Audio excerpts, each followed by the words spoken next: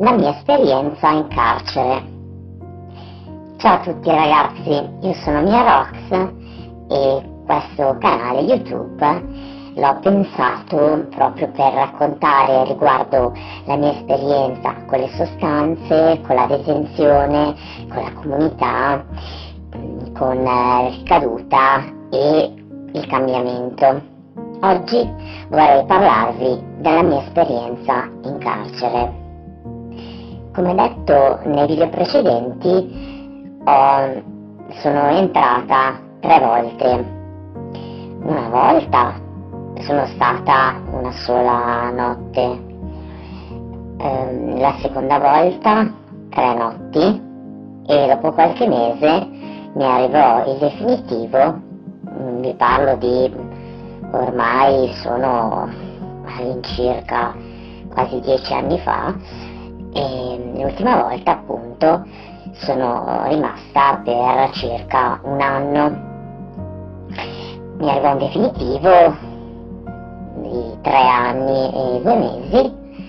e stetti appunto un anno in regime di detenzione e l'anno successivo lo passai in una comunità dove ebbi un'esperienza molto incisiva e molto positiva, di cui magari ne parleremo in un altro video. Oggi ci soffermiamo sul carcere. Bene, dovete pensare che nel periodo in cui mi è successo appunto arrivò al carcere, mi successe questa cosa, era il periodo in cui io mi bucavo di cocaina e di eroina. Ho passato all'incirca 7 anni. Per chi volesse sapere come sono arrivata a bucarmi, guardate i video racconti precedenti, specialmente il primo e il secondo, perché sono un riassunto a grandi linee della mia vita, dalle scuole medie in poi. Quindi entrai la terza volta e stetti 15 mesi nel carcere della mia zona. Diciamo che ha una particolarità che le detenute comuni vengono fatte soggiornare in queste celle che non sono assolutamente a norma, nel senso che sono delle celle del 41 bis, che quindi hanno 3,10 m di metratura, bagnetto compreso, sono 2 letti e questa metratura non è per le detenute comuni. Adesso non ricordo esattamente la metratura esatta, però mi ricordo che una delle prime volte in cui sono arrivata qualcuno mi spiegò questa cosa e difatti la situazione era molto pesante a livello di spazio. Le prime 2 volte che entrai non fui consapevole per nulla di quello che mi era successo, perché comunque ero in uno stato talmente pesante, talmente forte di dipendenza che non mi ricordo, nel senso che mi ricordo solamente che arrivai, passai la notte, passai praticamente sempre nel letto, e così anche la seconda volta, mentre la terza e ultima, per fortuna, l'ultima volta, un anno come si può dimenticare. E fu veramente uno shock, nel senso che quello comunque che mi successe non me l'aspettavo, perché personalmente non ero io la persona che, diciamo, la diretta interessata ma la persona, il losco individuo di cui parlo, sempre nel video dedicato al riassunto della mia vita, questo losco individuo era lui che commetteva materialmente il reato, ma siccome la casa era mia e dopo un paio di perquisizioni trovarono delle prove in casa mia, quindi anch'io fui condannata. Certo, non ero una santa, per l'amor di Dio, io non sto dicendo questo oggi, sto semplicemente dicendo che la mente della cosa non ero io, cioè io mi sono trovata in una situazione dove ogni giorno per potermi bucare, per poter avere la cocaina e l'eroina, avevo necessità delle necessità economiche. Questa persona, senza troppi preamboli, senza raccontarmi nulla, ve l'ho detto, no? Che era proprio un losco individuo, ma lo chiamo così per un motivo, perché comunque mi nascose moltissime cose, nascose delle cose in casa e per le quali io fui condannata. Faccio presente che comunque, come ho spiegato sempre nei video precedenti,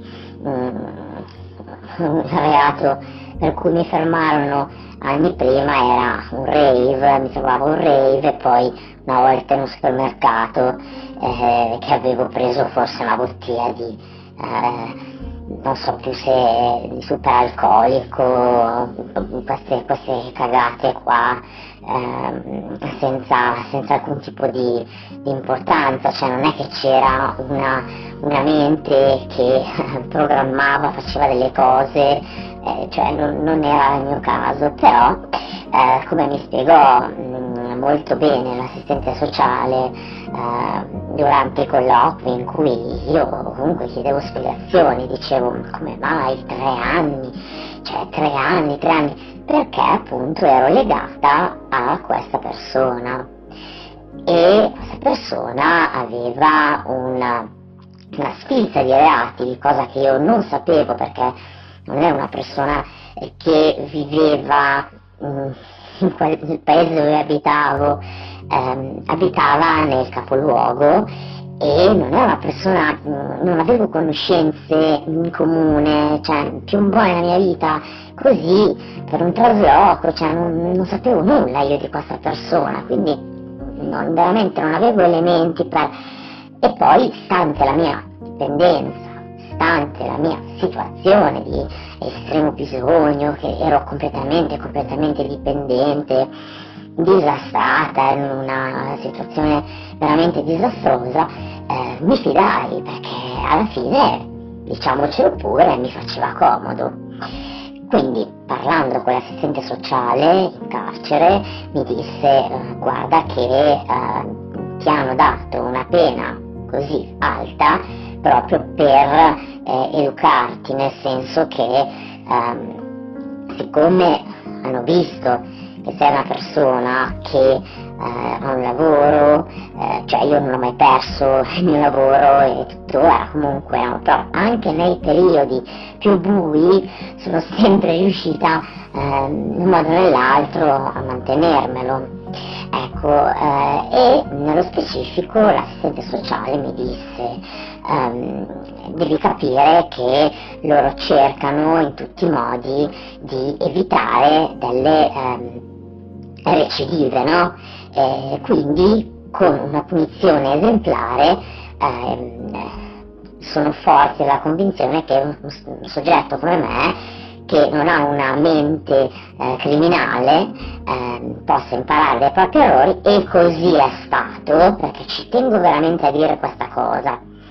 così è stato. L'assistente sociale è una gran persona che devo veramente ringraziare, mi ha proprio spiegato la cosa e lì iniziò il mio calvario,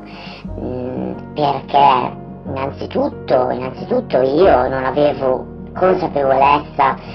del tipo di persona che mi ero messa in casa,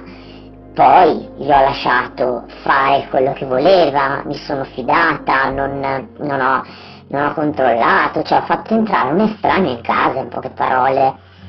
che è furbo, con una spicca appunto di reati, come vi ho detto, e ho poi scoperto tramite l'avvocato che questa persona aveva,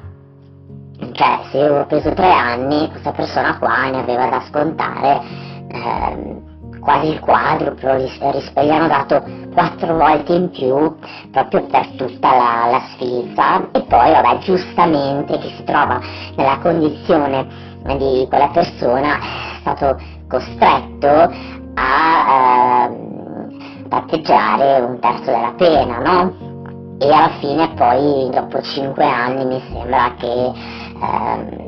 sia uscito, 5 anni senza possibilità di sconto, perché già gli avevano scontato un terzo della pena, quindi insomma gli è andata anche abbastanza bene, no? E quindi inizia la mia detenzione in carcere. La notte stessa che arrivai ero completamente strafatta, quindi ricordo solamente che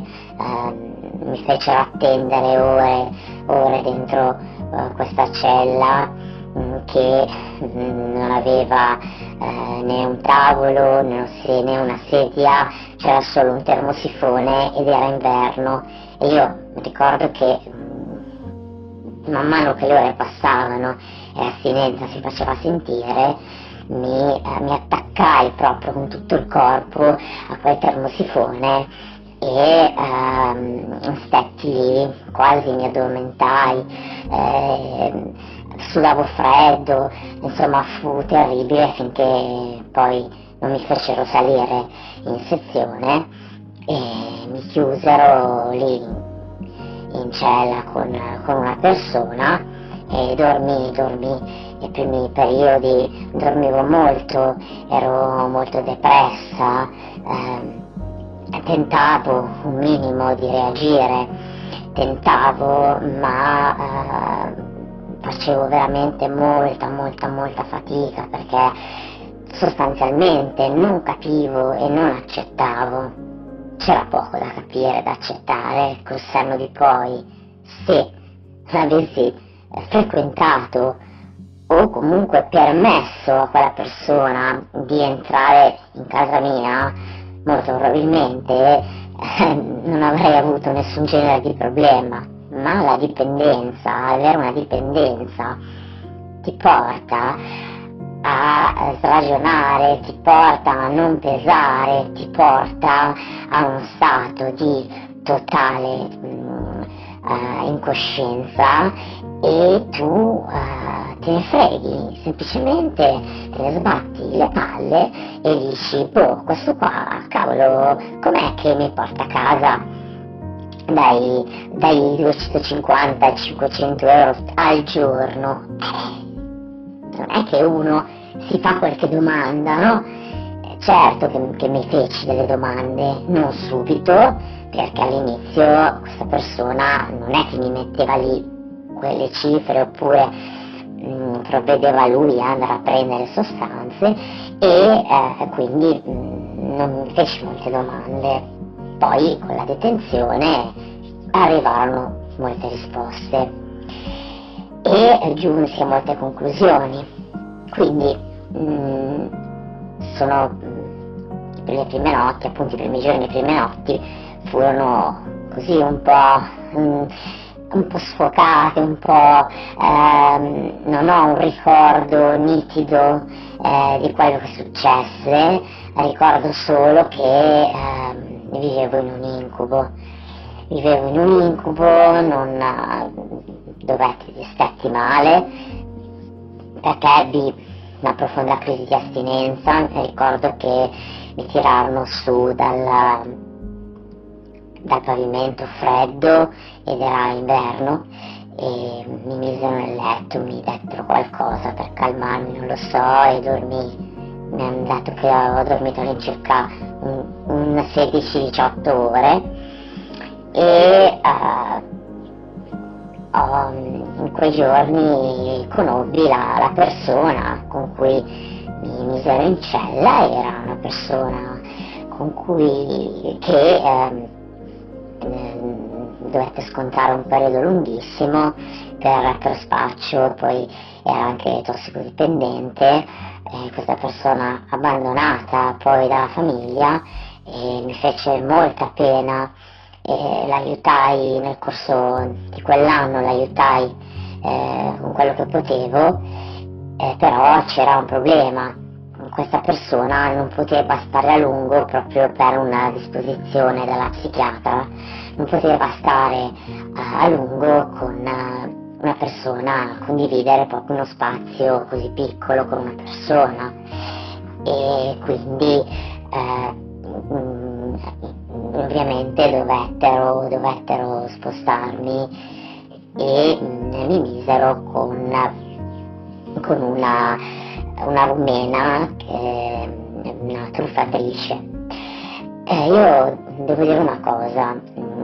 che oltre a questa rumena ebbi stati in camera con una zingara, con una cubana, e poi finalmente stati con una ragazza che poi sarebbe venuta nella stessa comunità dove andai io, e non perché questa ragazza era italiana, ma semplicemente le persone con cui condivisi la cella fino a 3 mesi prima del mio trasferimento, quindi per la maggior parte del tempo, erano delle persone che nel mio modo di pensare avevano una testa che non c'entrava nulla col mio pensiero. Proprio in quel momento, mentre le settimane passavano, io capivo sempre di più che mi trovavo lì per colpa della droga, per colpa della dipendenza, e non perché io avevo una mente criminale o volevo vivere una vita nella criminalità. Dall'altro lato devo dirvi che ho conosciuto invece delle persone fantastiche che venivano magari da quartieri, erano molte napoletane, devo dire, che queste donne, queste figlie, queste madri cresciute in ambienti simili avevano visto solo quello nella loro vita, quindi non mi sento di giudicarle perché truffavano, perché spacciavano, ma era la loro realtà quotidiana. Quindi ho fatto un paragone con la mia vita e ho detto: ok, tu sei vissuta in una situazione con delle persone, dei genitori comunque onesti, e questa è stata la tua realtà. Poi, a causa della dipendenza, hai fatto degli errori, ti sei affidata a una persona sbagliata che ti ha portato a pagare anche per qualcosa che non avevo fatto, però comunque a pagare per essere tenuta in casa questo delinquente. Così come quelle donne erano cresciute magari in quartieri malfamati, da genitori che a loro volta gli avevano insegnato soltanto la delinquenza e la camorra come unico modo di vivere, come l'unico modo che c'è per vivere. Di conseguenza io veramente non me la sento di giudicare queste persone, non sono né migliori né peggiori di me, sono anche loro delle vittime della società, perché nessuno gli ha potuto dare una possibilità, e ho visto queste donne essere felici di dire: ora finisco la mia pena, magari una pena lunghissima, parliamo magari di 15 anni o 20 anni, insomma cose lunghissime per reati, recidive e tutto quanto, spaccio, c'era una grande spacciatrice che la chiamavano, non vi dirò il nome completo, ma la chiamavano semplicemente la regina del suo paese,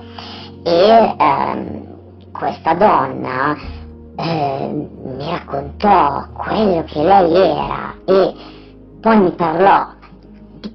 conobbi lei com'era oggi, che lei usciva, andava a lavorare, tornava alla sera soltanto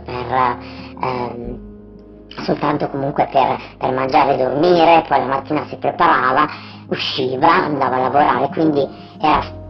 finalmente con un piede fuori, una condanna anche lei lunghissima, però a vedere la persona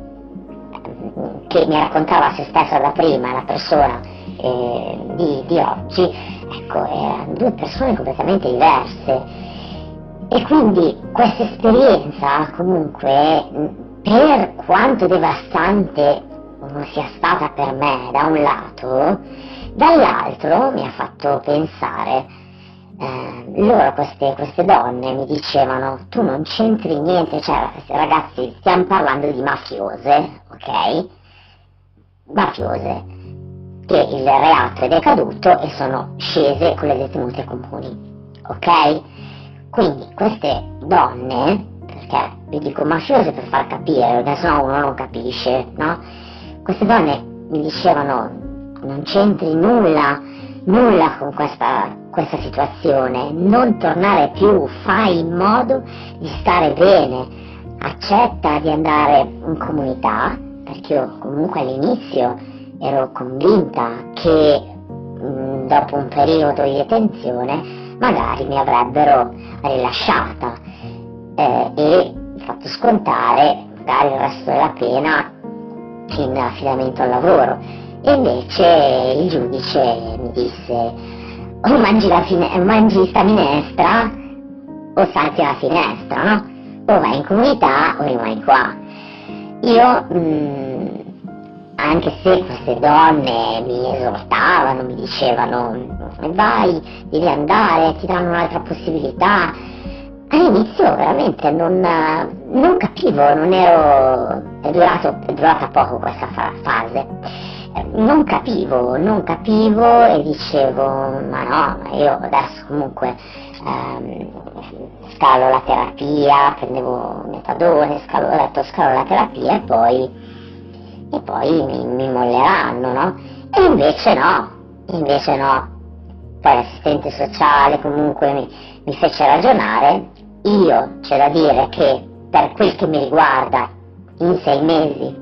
mi sono rimboccata le maniche e mi sono tolta il metadone. Ho patito, gli ultimi periodi è stata veramente dura, anche perché purtroppo con la concellina mi andò molto male, questa cubana pazzesca, una fuori di testa, una cocainomane che dava della tossica a me, quindi rendetevi conto il grado di ignoranza. In più questa persona disturbava le altre, aveva un atteggiamento molto tossico, quindi è una persona che poi le è andato semplicemente quello che si meritava e tutto ciò ha aggravato moltissimo la mia ripresa. Proprio una psichiatrica completamente flippata, pensate che cambiava le lenzuola fino a 4 volte al giorno, le stesse lenzuola, quindi psicopatia totale. E io che le cambiavo una volta a settimana, perché ovviamente, cioè, quante volte devi cambiare, ero una lonzona, ero una sozzona per lei, invece la psicopatica era lei. Quindi si creano delle situazioni al limite in cui le persone si attaccano a quel poco che hanno, magari devono sfogarsi, quindi cominciano a pulire la testa e i piedi, puliscono, si devono sfogare, perché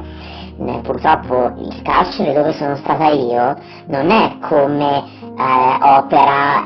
che offre veramente moltissime possibilità. Il carcere dove sono stata io è un carcere punitivo, di conseguenza non c'era nulla, specialmente per le donne. C'era solo un po' d'aria, un calcetto e devo dire, grazie a Dio c'era la tele, grazie a Dio potevo disegnare, potevo colorare, potevo scrivere, grazie a Dio c'era quello che mi ha aiutato a mantenermi viva, a mantenere il cervello presente, perché più andavo avanti e smettevo col metadone pian pianino, mi recuperavo la mia lucidità, stavo meglio, ho passato anche un fortissimo periodo di depressione dove pensavo che fosse finita, che insomma vedevo il tempo non passare. In tutto ciò i miei vennero sempre, non mancarono mai una volta, mai, veramente non mancarono mai, mi aiutarono tantissimo, perché vidi tante persone tentare il suicidio, vidi tanta gente uccidersi piano piano con i farmaci, completamente storditi dai farmaci. Incontrai delle ragazze giovani che devono scontare un ergastolo perché magari a 19-20 anni sparano un colpo di pistola per difendere un familiare e purtroppo ammazzarono una persona e quindi ebbero una condanna, carcere a vita. Vedere queste persone con l'ergastolo, studiare, prendere una laurea, tentare di rifarsi una vita quanto più normale possibile, sempre dietro le sbarre, quando sai che non uscirai mai. Io non giudico neanche queste persone, non le giudico perché c'è sempre da capire il contesto, perché si è arrivati a questo. Ho conosciuto anche persone che era la 20ª volta che erano lì, recidivi al massimo e che tranquillamente ti guardavano in faccia e ti dicevano: ma questa è la mia vita, cioè consapevoli pienamente di essere così, di non voler cambiare,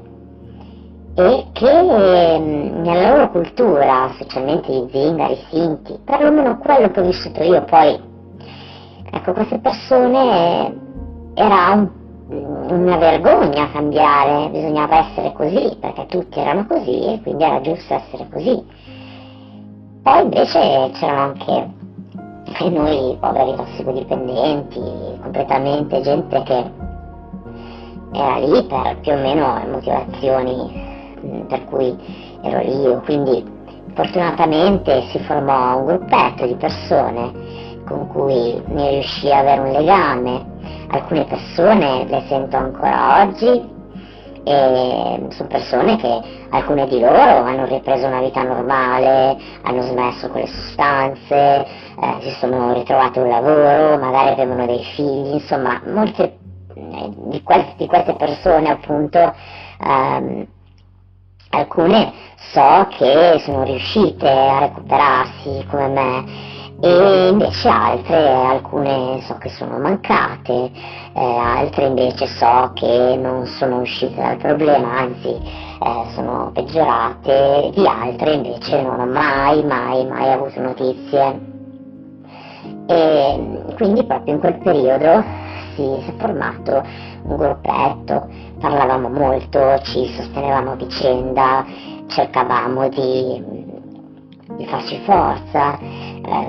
passavamo il tempo insieme, cercavamo di tenere duro. Quando venivano le nostre famiglie cercavamo sempre di stare vicino alla persona che aveva la visita familiare e magari di prepararla, di farla sembrare sempre fresca, sempre tranquilla, perché anche se io sono sempre stata quella che durante i colloqui